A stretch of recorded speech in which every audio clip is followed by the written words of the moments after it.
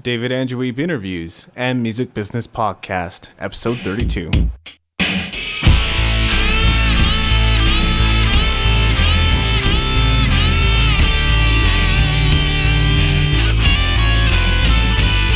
Andrew Wiebe Interviews and Music Business Podcast.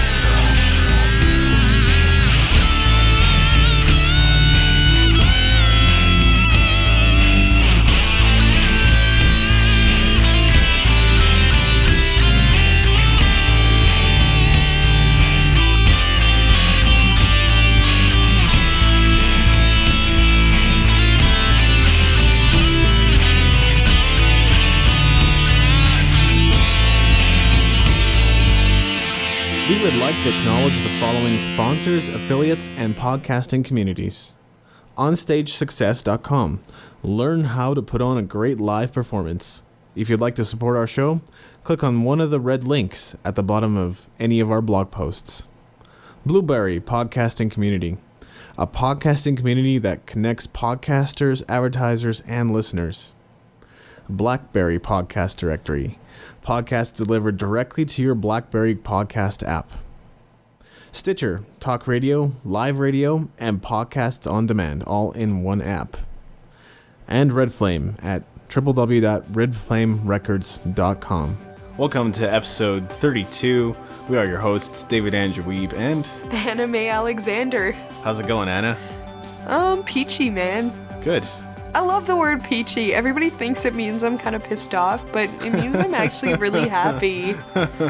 That's what I thought it meant, but I guess some people use it sarcastically, right? Yeah, but I'm good. We're good. All right. We're going to jump right into a new segment. I don't know if it's going to become a regular segment or not, but what we're going to do is a little bit of lyric completion. See if you can complete a lyric. But I'm not a lyricist. That's okay. This is going to be really hard anyway. Oh my god. The band that I've picked out to do this is Dan Reed Network, and a lot of people probably haven't heard of them. That's kind of why I picked them. Oh god. But the interesting thing about them, they have a very 80s sound, so they're kind of 80s techno, but kind of 80s rock, like hair metal almost. Which is cool, but my blood pressure is going up. Don't worry about this. You're not supposed to be able to guess, and neither is our audience actually supposed to be able to guess. So that's why we're doing it with Dan Reed Network, because the point that I'm getting to is their music's great, and I think you should definitely check it out. And I think Dan Reed's been doing some solo things lately. Okay. So you can watch that on YouTube, which is great too. YouTube's awesome. But the point that I'm getting to is a lot of their lyrics were kind of weird, outlandish maybe. I'm weird and outlandish. They throw you for a loop. You don't think that's the word that's coming next, or that's the sentence that would be coming next. And so I don't know if that makes them good writers or bad writers, but I guess you be the judge. I like music that makes you sit up and go, did he just say that? Yeah, definitely. Yeah, so maybe it's a good thing. So here's the lyric that you get to complete today. Oh god. In fact, I'll read you two parts if you like, because it ends the same way. Okay. The first one is, our love is higher than the mountains. The other is, our love is deeper than the ocean. What would you complete that with? What would make the most sense? Our love is higher than the mountains. I would complete with our love is deeper than the ocean. Right? Our love is, That would make the most sense. How do you finish that? You finish that with our love is wider than the trees? I don't know. Well, he actually finishes it with a shorter syllable phrase, which is stronger than steel. Oh, yeah, that's what I was totally going for. That was my next guess. You could see the look on her face, because she's like, that's totally going for. Superman, that's what I was thinking. Yeah. That's where I was going. Right. So, yeah, there's a lyric that throws you for a loop, and that's our fun little segment of lyric completion. Oh, I only get one? Yeah, only one for today, maybe one next time. Okay. That was actually kind of fun. See, wasn't it? Just tell you something that I would never ever stick in a song. Got it. Pretty much. Visit us online at www.daw-music.com/daw-podcast And don't forget to spread the word. Tell your friends about this podcast.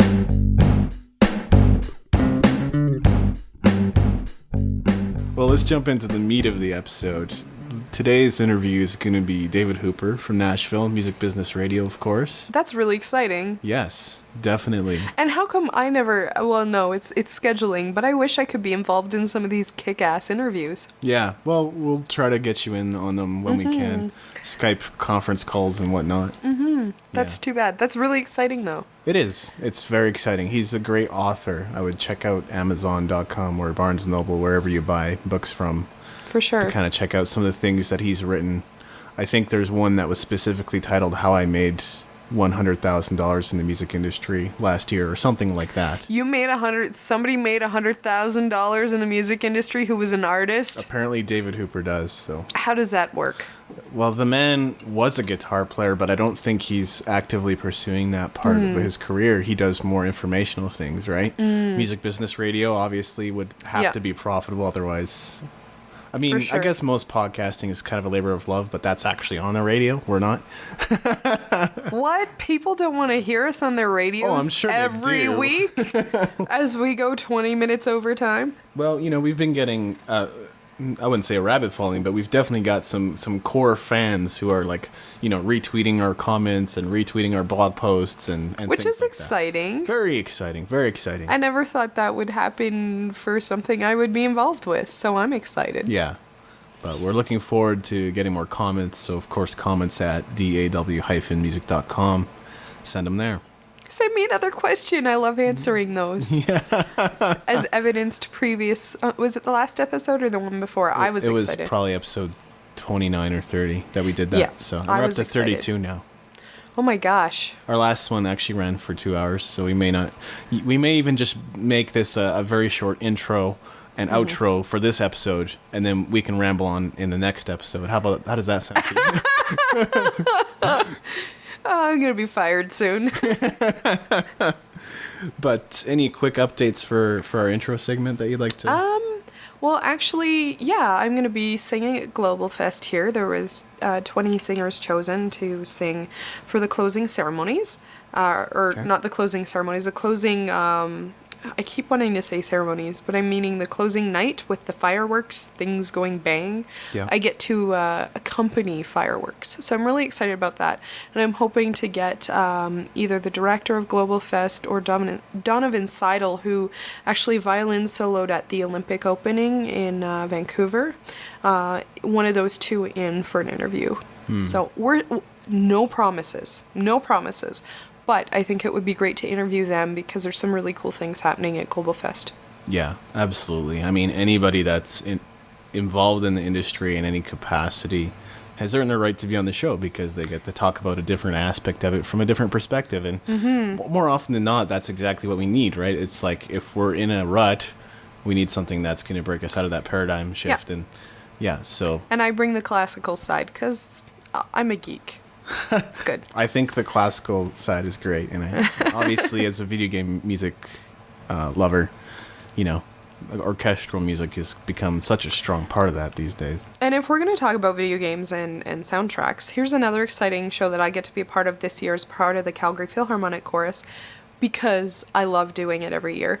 We're going to do the soundtrack for Lord of the Rings. I'm not sure which movie, but it plays. If you recall, if you're a fan of the CPO, a couple of years ago we did some of the music from Lord of the Rings. Yeah. It was sold out 2 nights at the Jubilee, which is not our usual venue. This year you get to watch it on the big screen and have live music accompany it. Like Nice. how epic. I said the word backwards. How does that work? How epic is that? It sounded like you were trying to say a cappella. How a cappella is that? No, that just doesn't work as an expression. No. But I tried. But yeah, no, it'll be pretty epic. So there's some neat things coming up musically this year. I think we may or may not be doing music with the ballet again, which is a very different experience. Not involved with the ballet. Did you say valet? Ballet. We're both having issues today. Hey man, men in really little shorts dancing with very, very nice bodies. I'm not complaining. reclining. And last time I was like 10 feet from them. Okay. You're talking about ballet. Yeah, I was less than 10 feet from them, just, enjoying. I passed out during one show. Whether or not it was in relation to what I was seeing or had something to do with the fact that I had surgery 3 days before is a whole other thing. You were screaming your head off? I was singing, and then I stopped hearing everything, and then, I was backstage somehow. But, I mean, in my defense, the lights were 2 feet from my head. We were in little boxes with no air. Yeah. We looked like Hollywood squares as the singers, and we were wearing, do you know felt? Remember that felt fabric you used for crafts as a kid? Yeah, I think so. Our costumes were made out of that. In my defense, it could have been the really amazing, beautiful men that I was getting to look at. It may have been other circumstances related to heat and having had Fascinating. surgery 2 or 3 days before. So you're saying the orchestra is not going to be involved with ballet anymore? No, we don't normally do it. Oh, so you might As be the involved. choir. If I'm reading the season right, we're doing a piece we did a couple of years ago. Very cool. Yeah, so usually it's just orchestra, but for the one thing they had the choir too. So if I read my stuff right, we're doing that again, Okay. which is exciting. Otherwise, I just lied to you all and hyped up a really cool sounding show for nothing. And I'll be seeing, we interviewed Chase Paget last year. So I'll be watching the show that came to Calgary last year. Chase came to town doing the Bro Show this year.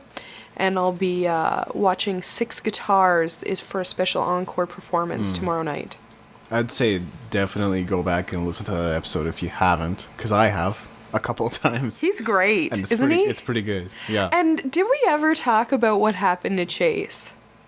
Oh, no, I don't think we ever Oh did. my goodness. Can't believe we didn't get into That man. I can't remember what city he was living in, but his house got broken into. Everything stolen in terms of musical gear, including his roommate's keyboards, everything. Devastating, including the guitar that he made. Yeah. Can you imagine you putting your blood, sweat, and tears into a guitar and somebody steals it? And especially that, emotional connection with his father from that guitar. I can't think of anything more special. Hard to imagine. He finds it at a pawn shop. Not all of it, most of it. I think he did lose one of his guitars still. And the pawn shop guy had the audacity to say, "I don't care if it's yours, you still have to pay for it."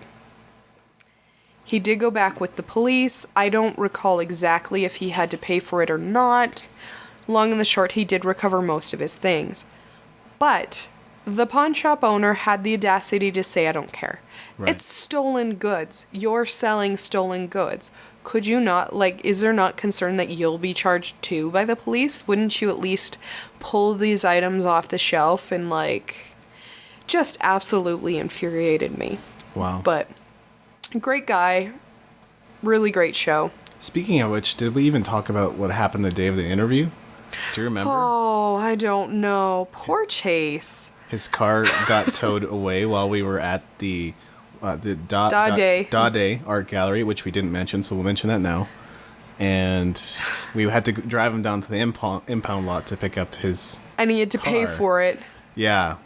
That's probably, in the history of the David Andrew Wiebe podcast, the most expensive. I mean, I did one in a Tim Hortons, and it was $5 for both our coffees that I bought. You know, big deal. Or the one time we did the pizza, I guess it was a little more. Right? Oh yeah, whatever pizza is nowadays, $50 because they want your firstborn. Well, it shouldn't have been too much more than $30-$40. Yeah, I'm joking. I took a couple guys out recently for pizza. I had just 2 days prior been to a gluten-free pizza shop, gotten a medium pizza for $15. Right. I bought a pizza for 2 guys to thank them for helping me move. $25 for medium. Gluten-free pizza at a specialty store is cheaper than Boston Pizza. Now we're getting into the consumer thing, but are you kidding me? When I can get specialty pizza for my allergies for less money than a mainstream pizza shop, something's not going right anymore. Yeah, definitely. I think for that interview we did Panago, which is terrific pizza. I didn't know I was allergic at the time, so I ate it happily. Right. Felt kind of goofy later, but that's gluten. Yeah. I have to order more from Panago because I usually find that I enjoy them versus Pizza 73, which because of the convenience of, typing in, going online and ordering, sometimes I'll go with that. And I think finally this last time I was like, why do I order this pizza? It really isn't that great. Is it worth eating? Yeah. Yeah. And I mean, it's still a rarity for me to order pizza anyway. Yeah. But Here's the deal. Here's why I like pizza. Here's what I like. Thin crust, whole wheat. Vegetarian pizza, pineapple olive removed. Instead, I want vegetarian pepperoni. No cheese, just a sprinkling of feta. right. You ask for that at any pizza shop, they'll charge you an extra $10, even though I've had more 10? toppings removed than I've had added on. I'm not kidding. Pizza 73 usually charged about $5 to $10 extra. Yikes. Panago didn't charge me extra for it, and they were like, we should probably give you 50 cents back because we took more toppings off than we added. I don't care. Yeah. You're helping me out. We're good. Right. Okay, thank you, ma'am. Have a good day. And they always deliver on time. The one time that they were late, I got free pizza the next time. And how many pizza shops stand by that? Right. So yeah, no, I like Panago. I wish I could still eat their stuff. Please, please, Panago, come up with gluten-free pizza just for me. Speaking of food, the one thing that I have been recommending to some of my friends is the Safeway Deli. They make a sandwich on the spot for you. Again, prior to becoming a celiac, Yeah, of finding that course. out, I I'm really just a big fan of sandwiches. was telling everybody, skip Subway. Yeah. With their yeah. high fructose corn syrup bread. Forgive me, I'm a Yeah. nutritionist. I can go off on that. Skip Subway, save a couple dollars. Go to Safeway. You can So get it good. done on the most amazing wrap you've ever seen, and I'd load it up with like artichokes and have pesto spread. And Yes. I love pesto. They have a garlic spread. They have Oh. guacamole spread. They can do just about guacamole spread. I missed that one when I was in. So good. They do amazing sandwiches, and it's usually a couple dollars less. And then you can still get a good variety of, even though they're different than what you might find at Subway, you can still get a good variety of different sauces to put on there as well. And an amazing variety of fruits and veg. Like Yeah. more than you Oh, get yeah. at Safeway and stuff you wouldn't. I love artichokes. Different choice of They'd cheese. have roasted different red choice peppers. of meat. Kamatala olives, not just the black crappy kind. Yeah. I hate the black crappy kind. Don't get me started. Just like such a variety. Because I'm a huge sandwich fan. And 50 kinds of bread. That has become my new sandwich place, mostly. Everybody hits Safeway. We just like consumer reported in the front half rather than back half. Yeah. Maybe we'll leave the rest to the end. We'll leave eh? the rest till the end, yep. Okay. Terrific. So let's move on to the interview with David Hooper. Feedback.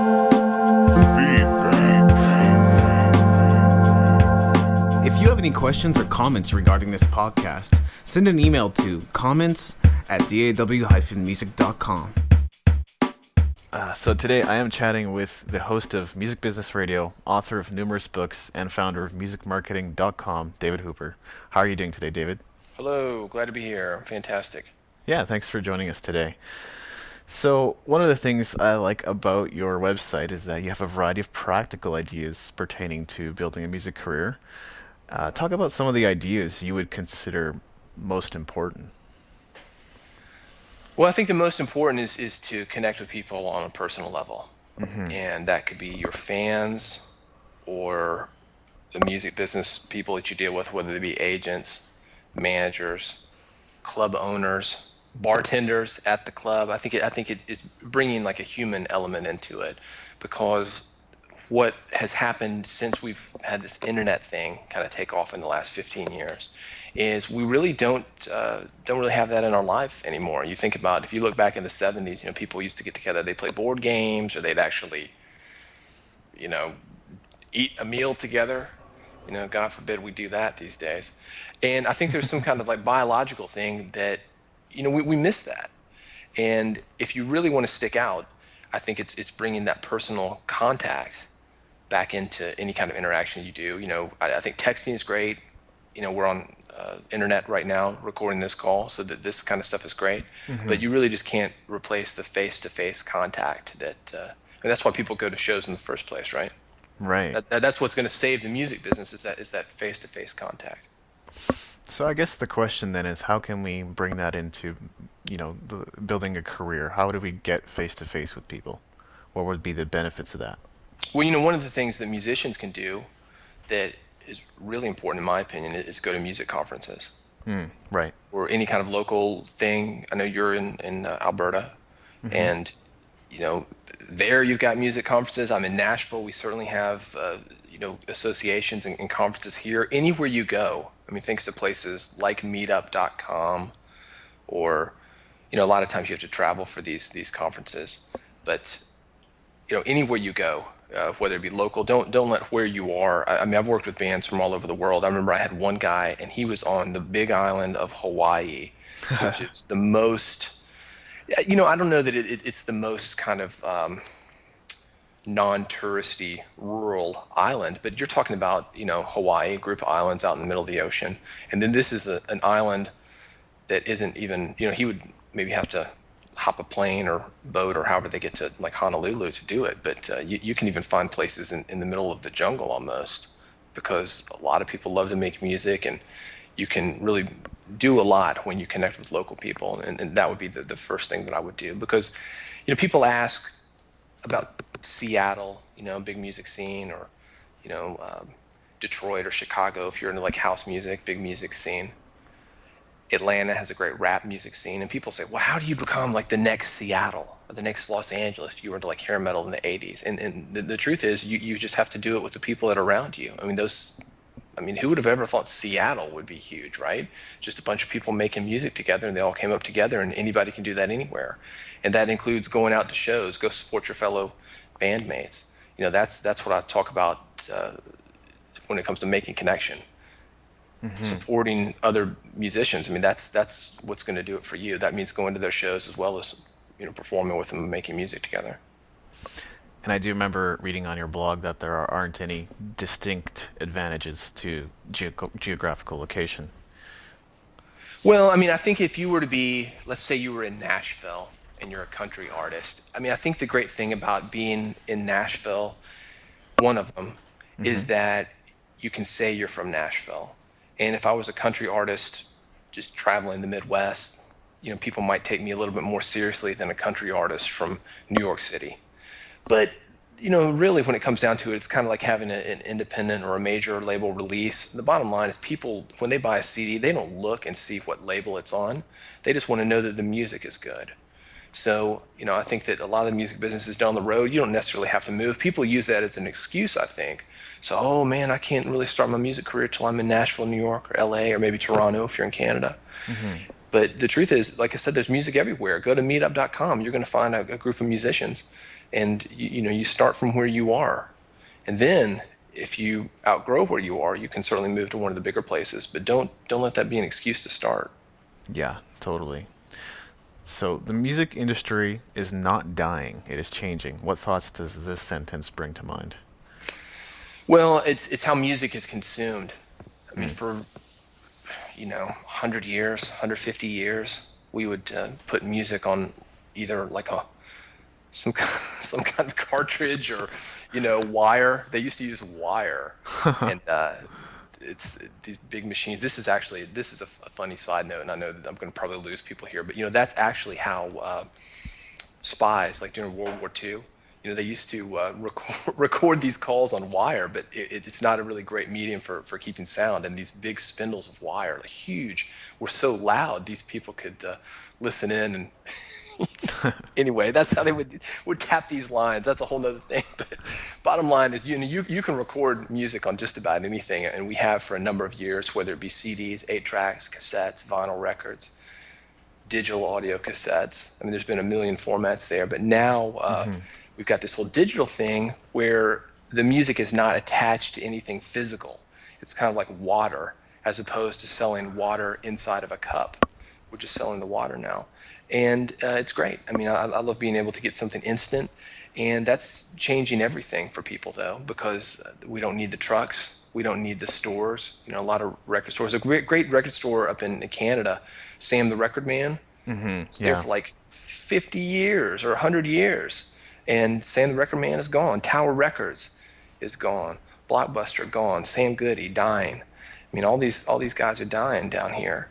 And that's because of digital. But at the same time, here's the great thing about it is if you're an independent artist, it would have 20 years ago cost you a fortune to be available everywhere. And these days, it's so easy. You can make money more quickly because you don't have to put money in to getting the music out there. So yeah, that's one of the ways that it's changing. So let's say I'm in a brand new band and I'm just learning about the music industry. Is the digital market something to be excited about, or is it something to fear? Yeah, I think it's really is something to be excited about in a big way because as a new band, your biggest issue is that nobody's going to hear your music, not that somebody's going to steal it. So I always find it really kind of funny around here. You know, we've got a lot of songwriters, and it would kind of be like the equivalent of songwriter. But I've actually seen this happen. They said, "Well, I don't want to play it for you because you know somebody might copy it." It's like, well, listen, dude, if you don't play it for me, I can't do anything for you. You know what I mean? And I think that the worst thing that can happen is that nobody hears your music. So, you know, some people are going to steal it. That's the reality of it. You know, people think of me as a music marketing guy. What they don't know is, you know, we're in the music publishing business. We publish books as well. And people are copying that stuff all the time. And I'm okay with that, you know, because I would rather have the ideas and the music out there, and we'll figure out a way to make the money off of it. We don't have to worry about, you know, $5 we're going to make off of a CD. You know, I would rather have 10, 20, 100 enthusiastic fans listening to that music and figure out how to sell them on the back end, whether it be live shows, whether it be merchandise. I mean, one of the things that I think a lot of bands make the mistake of is they think they're in the music business. And sometimes music is just a way for you to get in and do other things. And I'll give you an example of that. A friend of mine owns a gas station, and I went up to him and said, "Man, this whole high price of oil, this gas thing is really you must be making a killing on this." He's like, "Oh man, are you kidding? You know, we're not making any money on gas. Gas just gets people in. You know, he's making money on cigars, cigarettes, porn magazines, candy, beer, whatever else he's selling, service. I mean, he's not making any money. The gas just gets people in." And it's funny because he's not making any money in the gas. This guy actually took the pumps out of his station, and they were back about 3 months later because people weren't coming in anymore. So sometimes, you know, musicians need to think like that. Maybe music is just what is bringing people in. J-Lo is a great example of that. J-Lo's not making any money off her music. She's making money, $10, $20 million a pop, being in acting, you know, movies and things. So Now, in a sense, what you're doing and what you're doing to help musicians is kind of a alternative, quote unquote, alternative career in the industry too, right? yeah, I mean, absolutely. I mean, I think that, and that's actually one of the reasons that I've always been like a marketing guy. When I was in high school, I mean, I was working like doing direct marketing, doing, you know, postcard mailers and that kind of thing. When I was in college, was doing the same thing with, like, I remember Don Lapre, I don't know if he ever got up to Canada, but tiny classified ads. You know, we would put ads and we were selling like, I don't even remember what we were selling, but various different products over the years.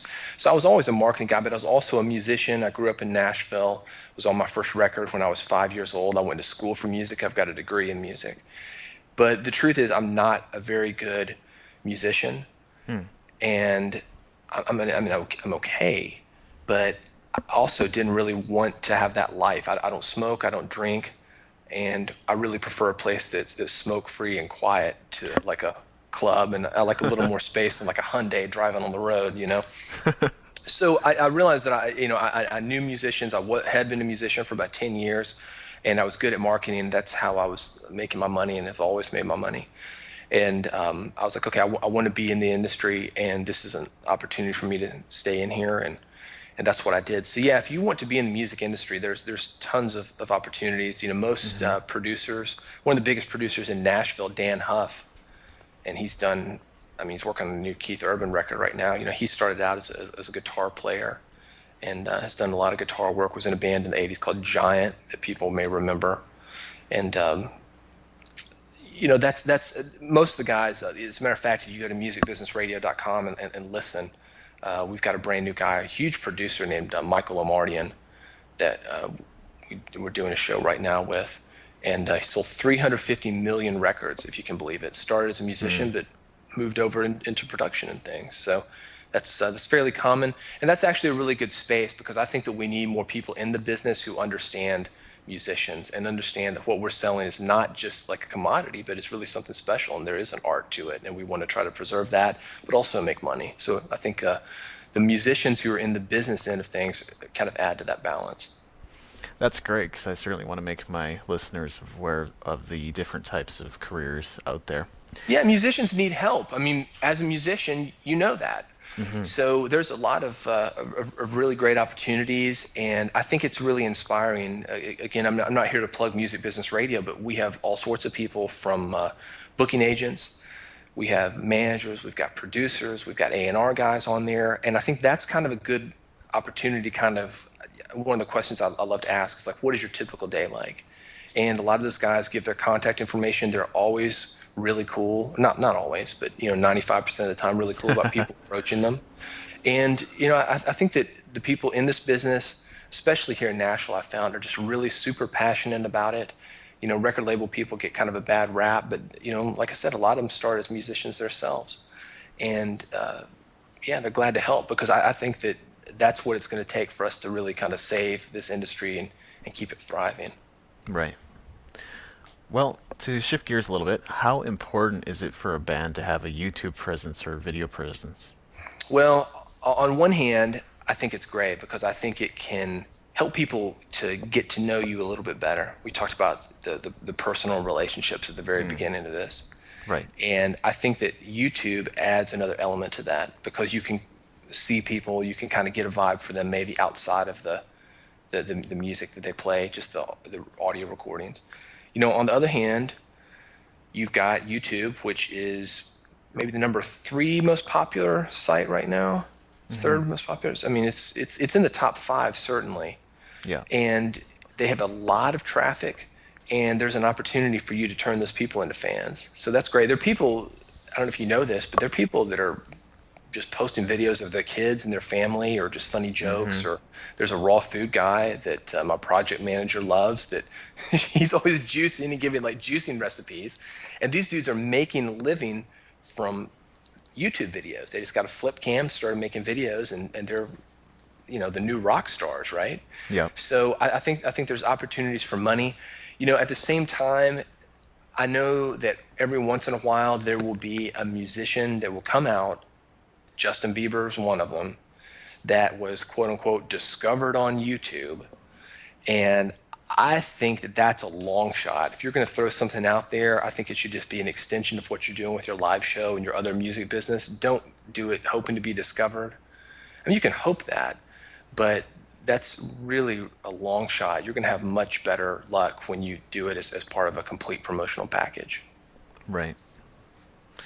What about social media? To what extent should a band or artist be involved or invested with things like Facebook and Twitter to build their careers?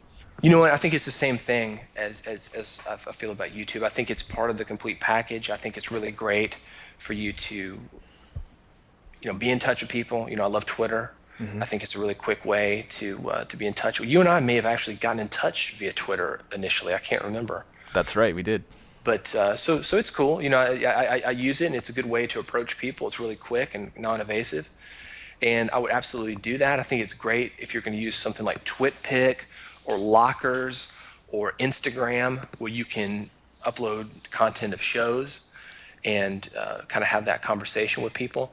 But as far as people discovering your music, I don't know. You really can't beat the live show where people can see you, they can touch you, they can hear you, they can smell you, they can have a really hot woman next to them or a really hot guy, they can have a drink in their hand, they can dance, they can have a full-on experience. You're not going to get that via YouTube. Yeah, definitely. Or Twitter or social media. Do you have any thoughts on new media like podcasting? Well, I think podcasting is great. As a matter of fact, you talked earlier about Music Business Radio. That's a broadcast radio show. That it's done at a real radio station. It's on the real FM and AM radios. but we actually have more people listening via the podcast and via the internet than we do terrestrial radio. So I love podcasting. I think it's a great opportunity for. I mean, I'm amazed at the level of talent. I mean, there's some really incredible. It's kind of like YouTube for videos, right? You're seeing the level of talent just in people's kitchens or bedrooms or computer rooms or whatever. And I'm like, wow, these guys are sounding really good. So yeah, I think it's fantastic. I think it's really neat. Something that I would do if you were a band on tour is to do like a tour podcast, to where maybe you every day upload a podcast with maybe one of the songs that you did, or do some acoustic stuff, some sound checks, or some backstage thoughts, or just like a wrap up of the day. I think it's a really cool way to engage fans and to give people maybe a format that they're going to relate to. I don't know about Canada, but in the United States, they were really big when I was growing up. They said, well, you may be one of these people who learn via reading, and maybe you're one of these people who learn via doing things, and maybe you're one who learns by listening. And really, people are that way. We like to absorb information in different ways. So the same thing for your music fans. Some of them are going to want to watch that video of you playing. Some of them are just going to want to listen to it. Some of them are going to want to hear you talking, and some of them are going to want to hear like a blog where you've written the things down. So, I think go for all of it, but don't confuse it with actually getting out there and doing the work. You could add 10 million MySpace fans, and that's not the same as even 1,000 people who will come to your show or really engage with you or give you money for your music. Yeah, as you're talking about doing podcasting as a musician, what comes to mind is Joe Satriani, because I know he did a lot of the type of things that you're talking about there. I don't know what Joe's doing, but I'm going to look that up. I've known him as a guitarist myself for like a long time, and he's actually the perfect guy to do something like that, because he is known as a guitarist. Yeah. Has played with other people. He does a lot of instrumental stuff. He's kind of what I would call like math rock, kind of. You know what I mean? It's like the super nerd musicians love stuff like that. And he's perfect for that, because those guys are going to search that kind of stuff out. So if you're in a genre like that, if you're in, I don't know, like any kind of niche kid stuff, or you've got like a religious or a philosophical kind of thing, or if you're like the super nerd musician, or you play like rock and roll on a violin, that's the perfect kind of medium for you. On your blog, you talk about using postal mail as a means of communication. Can you talk a little bit about that? Sure. Yeah, postal mail is kind of to continue the thread here. It's just another way to reach out to people. The problem with Twitter or Facebook or email or texting or just about every other kind of media that we have right now is it's growing, and it's getting more just saturated with noise. And postal mail, at least in the United States and probably the world, although I can't comment on this because I do most of my postal mail within the United States, it's a dying thing. That's why the United States Postal Service is dying, because people aren't mailing as much anymore. And that's a great opportunity for you to come in with a postcard that tells when your gig is, or a postcard with a free drink ticket on it, or a postcard with a free MP3 download where they can get online. And people still love getting that, and they're just going to take it a lot more seriously than that email. Sort of like if I were to send you an invitation to a party, you're going to get that invitation and think more seriously about it rather than like an Evite. There's a reason that people send wedding invitations via mail still. It's because we want you to show up, and it's real serious. They don't do that via Evite. So you want to think about your gigs in the same way. You're making it an event, and a postcard will do that. Talk about recording in professional studios versus home studios. Well, I mean, there's advantages of both. One of the advantages of the home studio is it's cheaper. Right. And you can get stuff out quickly, and I think that's really great in the market that we're in. I mean, it's easy for you to get something out, and it's easy for you to turn a profit on it. But if you're going to go for a professional studio, most cities are going to have that, but especially if you were to, let's say you're going to make a trip down to Nashville to do something. Nashville has a lot of great studios. They're inexpensive, once you get here, it's a story. Your fans are going to become excited about having that story there. It's an adventure. You can post photos. You can do the podcasting stuff we're talking about. You can put videos on YouTube, sharing the experiences that you're having and getting people invested in it. You're going to come away with probably a better product because you've got better equipment. You've got people that know how to use the equipment. So, there's some advantages for both. I would say, a mixture. I mean, I really love the fact that we can do stuff via, our homes now. And you can get some pretty good stuff there, but I think that where a lot of musicians go wrong is it's not the equipment, because sometimes like you might have a Pro Tools rig, for example, in your house, and they might have a Pro Tools rig in a professional studio, and in the room you can soundproof it and you can buy a good mic, but it's the people. I think that right there is kind of the missing link, and that's why there's so much just kind of crap. I'll give you a great story. At the end of every Music Business Radio, we review demos. We call it Dave's Demo Derby. It's people from around the world send in demos. We listen to them. And it's an opportunity to get your music in front of like a big wig. And yesterday I had a guy, and he was a manager. He manages right now. He manages Laura Bell Bundy. He manages Billy Ray Cyrus. He manages Joe D. Messina. He's managed Minnie Pearl, Freddie Fender, and the list goes on. He's worked with a billion people over the last 25 years. And we were getting some really good songs, great voices. He listened to voices, but every single one that we listened to had a production issue. And that would have been solved by going in there with a producer and getting in a good studio where they can get the sounds that really are going to benefit the song. So, sometimes you think you're saving money by not bringing in like the professionals, but you're actually just wasting money, because if that guy's passing on it, you're not making anything. Whereas if it had been a great recording, maybe, he's going to go for it and take it home. And that happens quite a bit on the show. And I know it happens just obviously outside the show as well. Right. Now, speaking of Mitch, there may be some listeners who are not as familiar with Music Business Radio. So can you tell us a little bit about that? Give us a little bit of an overview. Sure. Yeah. Every week, this is a 1-hour specialty music business show, and it's at musicbusinessradio.com. It's free to listen to. You can subscribe to the podcast if that's your thing. It's on local radio just throughout the country. And I don't think we're into Canada yet. We're working on it. So any Canadian listeners, but who cares though? Because I mean, like I said earlier, I mean, you can bypass that. It doesn't really matter how you listen to it, as long as you're able to get it. And that's the great thing about the internet. So every week we either have somebody come into the studio, or we do something via ISDN. Where we've had people in London. We've had people in New York, Los Angeles. Everybody comes in via ISDN, and we interview a music business professional. We've had famous artists on there. Rob Halford from Judas Priest, for example. He's one of the guys that came in through ISDN. Artists, songwriters, musicians, producers, the people you probably couldn't get access to. For example, the one we're playing this week, Michael Lombardi, and I mentioned him earlier. He sold 350 million records. He was the guy who arranged We Are the World for Quincy Jones. He played on Billy Joel Piano Man. He played on all the Steely Dan stuff. He produced Barbra Streisand, the Christopher Cross record, Sailing. Remember that song, Album of the Year? He produced that. So 350 million records, and we hang out with him, and we play him your demos, and we kind of pick his brain for a bit. So it's really great advice, and it's at musicbusinessradio.com if you want to check it out. Awesome.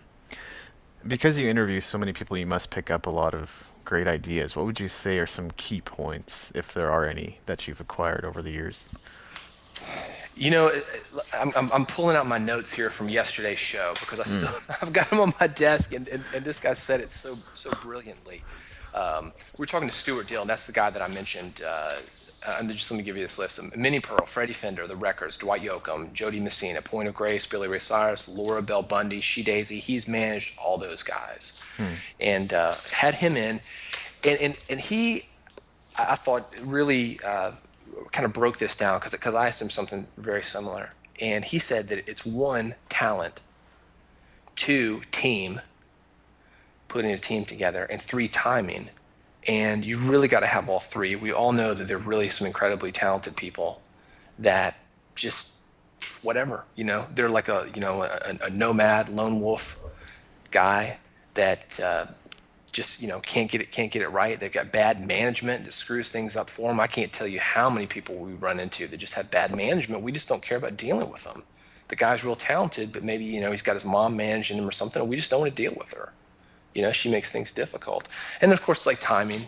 I will say something about timing though, is I don't think that people always talk about like the stock market. It's timing of the market. They'll tell you got to know when to buy, when to sell. And I wouldn't say that it's necessarily timing of.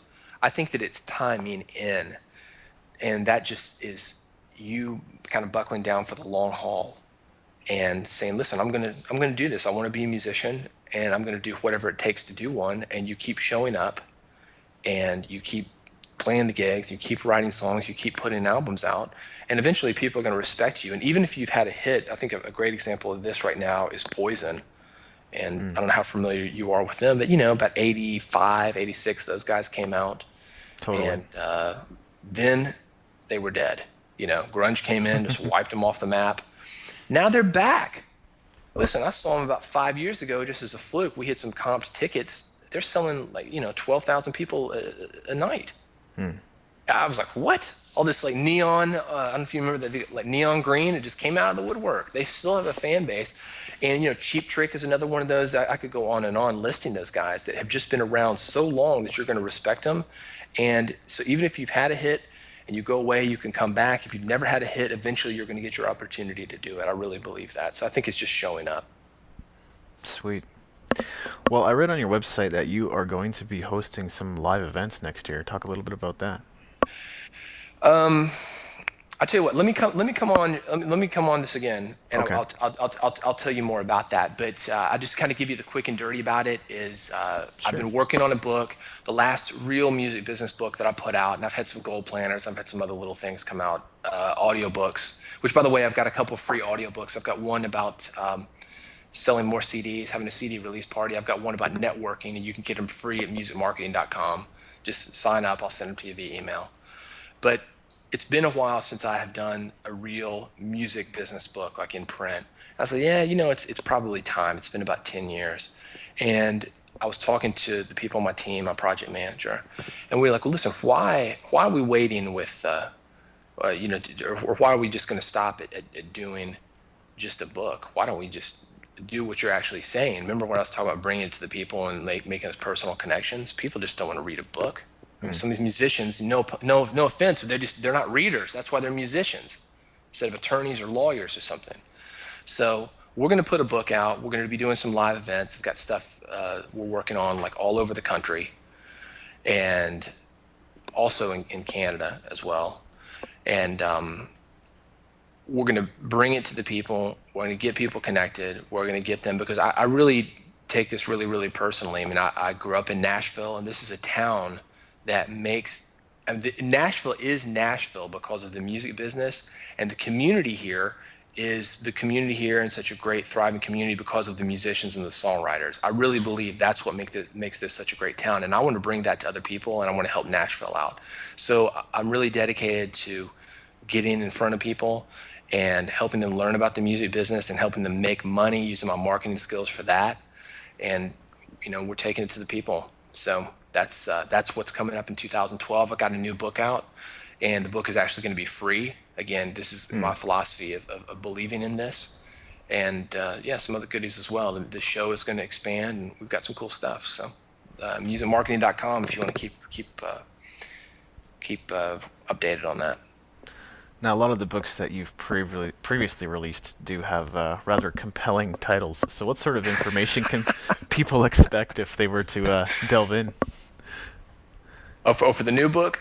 Or, yeah, you even talk about the new book. Well, the new book, listen, I haven't announced this publicly. I'm going to announce it for you. Okay. And the new book Awesome. is called $100,000 Musician.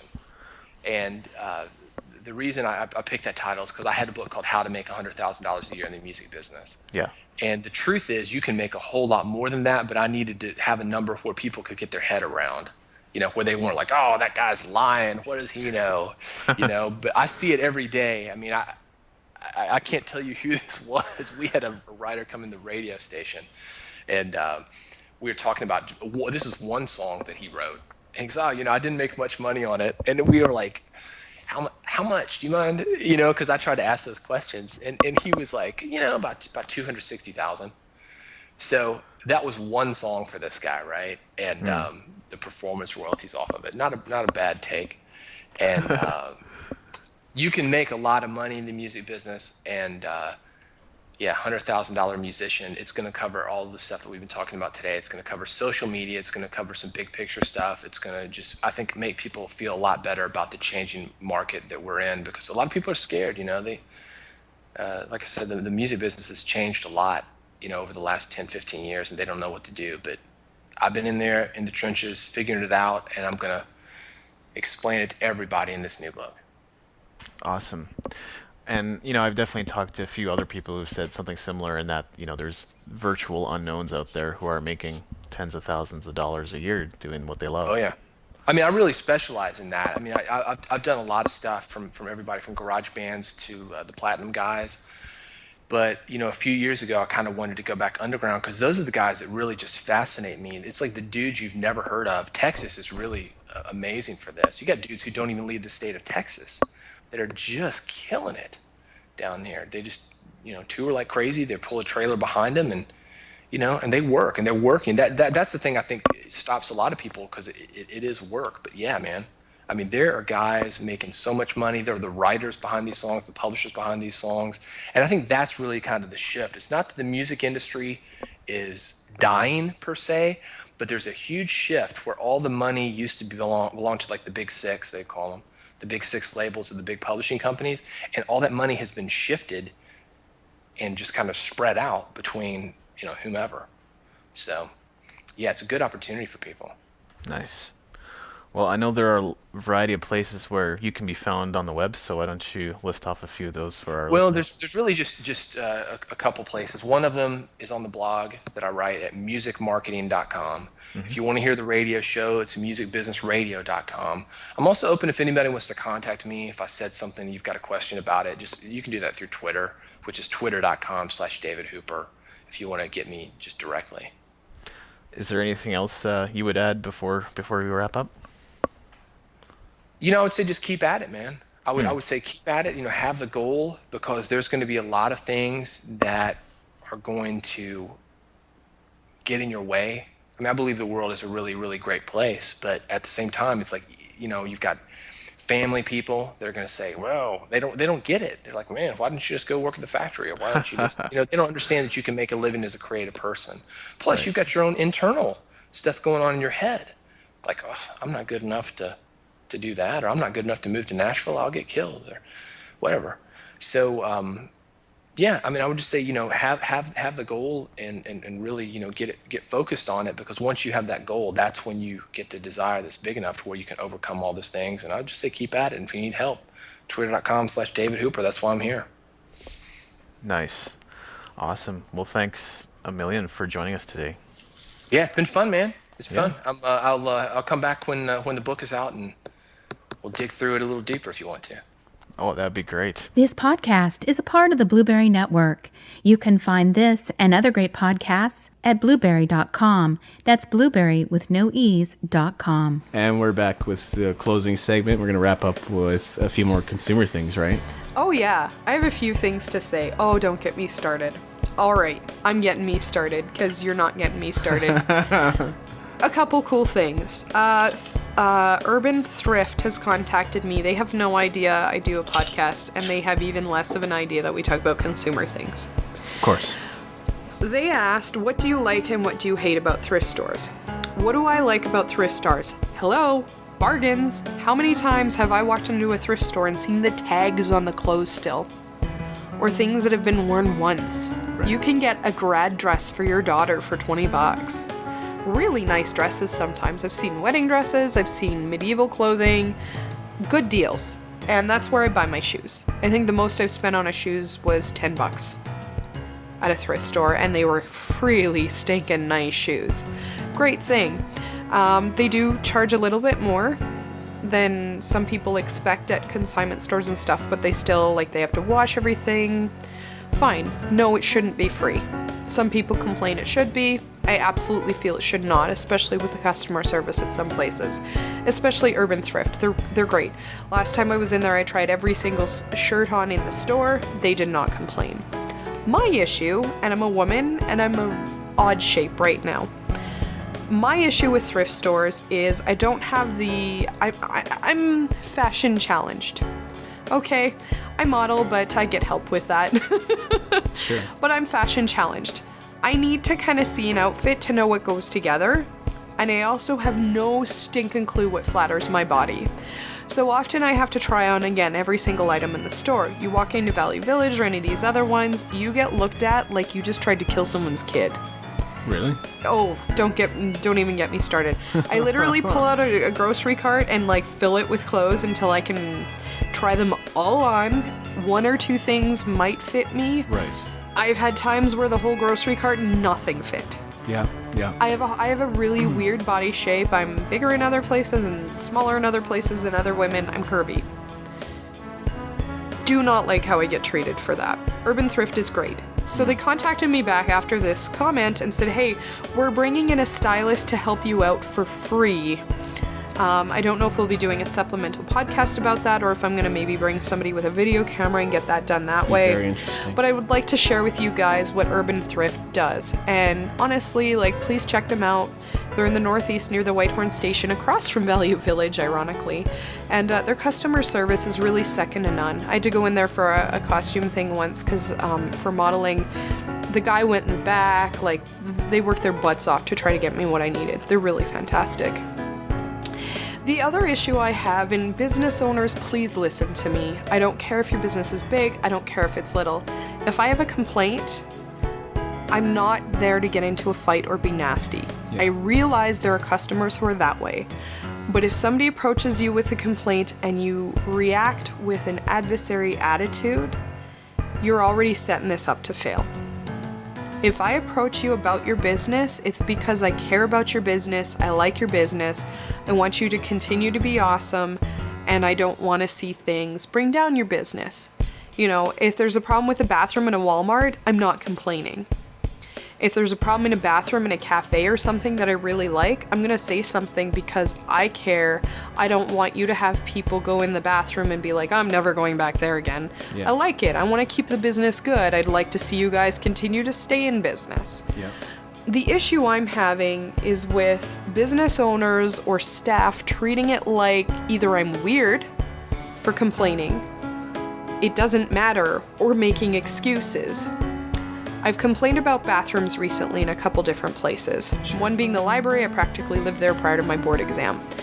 The one time I complained, the one lady was like, oh, thank you so much. Awesome, this is the response.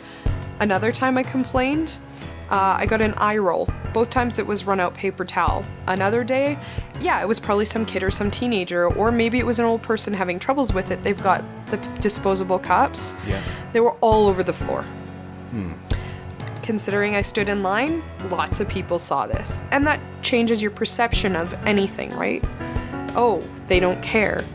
So I went and complained. All I got was excuses. Really? Oh, well, you're the only one who's complained. That's a really bad thing to say. For every person who complains, I think statistically 3 or 4 people have the same complaint, and they didn't go to you about it, but they told 17 of their friends. Plus, there's so many people disengaged and checked out that they're not going to go out of their comfort zone to even tell you. Yeah, and there's people afraid to say something. Yeah. So, but people have no problem telling everybody what they had a problem with in a business. Yep. How often do you hear good things about a business, besides our podcast when we like to mention the good guys? Right. Because we love the good guys here. Yep. So yeah, if I've got a complaint, I'm not the only one having a problem with whatever I've said. Really? Oh, I can't reach something on the top shelf. Well, we only get a couple short people in here. Please don't give me excuses. Oh, well, it's not my job to go get it down. Can you please find somebody to go get it down? Another one I'm having issue with is a specific superstore in the city, and I'm working on this with head office. The one superstore I go to, the lettuce is always fresh and nice. The other one, there's goo in the bottom and it's brown. Right. You take them off the display and you put them up for them to fix, and they end up right back in the display. Well, it doesn't look goopy to me. What's that? That's brown lettuce. That's going bad. That should not be served to a number of different people. It's not safe food-wise for certain people to be consuming. And it's gross. It's not what I want to eat. It's lacking nutrients. Like, there's so many reasons why you should be taking this off the shelf. Don't give me an excuse. Oh, I didn't make that salad. I heard one time. You didn't make that salad, but don't you take pride in your store? Would you not want to fix this? Just, you know what I'm saying? Like, there's a number of things. If somebody's making a complaint, they're telling everybody else. Yeah, exactly. If you're happy and you fix it, they'll be like, oh, I made this complaint, they totally made it better. And here's a good thing about Superstore. I found something with the price wrong the other day. They're honoring a policy that I thought retailers in Canada stopped honoring because I stopped seeing it posted. The policy used to be, if you find something that's not properly priced, you get that item for free. If you bought 4 of them, it's only the first item, up to $10. So if it's a $20 item, you get it for $10. If it's a $4 item, you get the first one free. I brought something up this week. Granted, it took forever for the stupid courtesy clerk to check on it, but they gave it to me free. They need to bring back roller skates for those kids working at the Superstore, because They're huge. they're huge. I mean, he Maybe could not have compared to our listeners in the States, but he could have picked up his pace a little bit, but holy crap. You know, as it is, it was a journey. I was waiting 15 minutes for a price check. yeah. But when I was a kid, they had roller skates. It's probably a whole thing. People would sue if they wore roller skates, but whatever. They need to bring back the roller skates in Superstore. But yeah, no, really impressed that there's still retailers in Canada honoring that price policy. Ride like a Segway or something. A Segway! Brilliant! Because they're Those would be illegal on the expensive. streets in Calgary. Just have them in the Superstores. Yeah, Love it. All over that. totally. So do you have any consumer things this week? No, I really don't have anything besides what I've already mentioned, I think. Safeway. Oh, I guess this might be kind of interesting for anybody that's been following along. Yesterday, I actually did go over to the new Charles Glen location Oh. just to check it out and to talk to people there. But, Have they improved? well, in appearance, right? It's not quite what the Stampede Toyota was, because they had like fish tanks and stuff. Oh my god, that was like heaven. They didn't have that. They did have big screen TVs, which, you know, take it or leave it. They did have little couches. They actually had a built-in coffee shop, but I don't know, I'm kind of torn on that, because it used to be that you could go into a dealership, and because you were looking at high-priced items, they would just give you free coffee, free water, Or you're free getting your car muffins. fixed there. Freaking Mr. Lube gives me coffee. It's not the best coffee. Yeah. It's coffee. Exactly, and I wasn't really seeing any signs of that, so I was a little disappointed. The other thing was I probably was looking at cars and walking around for a good 10-15 minutes before anyone even said hi. That's preference. Yeah, you know, it really depends. Like, I don't mind being left alone to go look at an FJ Cruiser, because it's one of my dream cars. Why not? You know, okay, cool. I can get some time to take a look at it. But I think it's still one of those things where it's like you're going to be perceived as friendlier, because there's an employee that had walked by me before I even walked in. So, you know, it would be good of them Yeah. to, you know, just say, hi, welcome, or something, you know, Which is good. I think my pet peeve with salespeople is to push. I'm looking. Yeah. Oh, okay. Okay, I'm looking. Please don't stand a foot from me. Let me look. Yeah, well, and the whole I'm looking thing will sometimes get you a response like, okay, well, you know, they don't say it in so many words, but they basically give you that attitude. It's like, okay, well, you need to get out of here as quick as you can. It's like, And that's, I think, a bit of a difference between men and women with shopping. And Right. especially items like electronics, cars. Sometimes we are just looking. If I have questions, Totally. I'll ask you. Totally. And we do get treated a little... And not every woman's like this. But either we're completely ignored or not taken seriously. If we're with a man, he's spoken to. Or if we say, I'm looking, we get ignored completely. yeah, I may be female, I still have a mind. right. Totally. And I mean, I think it's okay to let someone look, because it doesn't mean that they're not going to be a future customer. Mm-hmm. So, but all in all, the impression that I got was that from my conversation there was that management is still the same people at Charles Glenn. That's not good. No, so that doesn't really speak anything positive to me. But it is what it is. It's a dealership. They're decently good people. So I guess the long and the short of it is, I don't really see myself going back for any other reason besides maybe test driving. But Stampede? yeah, I have my own mechanic, so Yeah. things are working out on that end. Yeah. And Stampede Toyota was like super helpful. Like, They were very helpful. guys stayed late even to help us, so Yeah, yeah, that was good of them. pretty much. Pardon me, what else do we have in this segment? That's it. That's it. That's That's it. all our consumer. I think we're gonna wrap this episode, and then we're gonna chat some more in the next episode. So. For sure. Yeah, Yeah. we have stuff to chat about for sure. Yeah, exactly. Cool. So next episode, I guess the long and the short of it is, I did start recording an interview. However, we didn't get to finish, and I haven't been in touch with him since. Who is it? I'm not going to say because I can't guarantee that it's actually gonna materialize. Okay, I gotcha. But we'll talk about some more of that. Okay. Yeah, next episode. I hate waiting. I'm terrible. Yeah, nobody I'm the wants little to wait. kid of the and see. podcast. I'm going, is it Christmas yet? every week is Christmas. Well, I guess every month, is when the new episode comes out. But, Yeah, for sure. I'm terrible. but I've been putting out some bonus stuff every week too, so make sure to check that out. How much of it is me saying things I shouldn't be on a mic check? Fortunately, very little. Yes! I think I've posted 2 bloopers to date, and they were actually part of episodes, so Okay, we're good. yeah. Awesome. All right, so until next time, I'm David Andrew Wiebe. I'm Anime Alexander. You've been listening to the David Andrew Wiebe Interviews and Music Business Podcast, broadcasting from Calgary, Alberta, Canada. This has been a Red Flame production. To learn more about Red Flame, go to redflamerecords.com.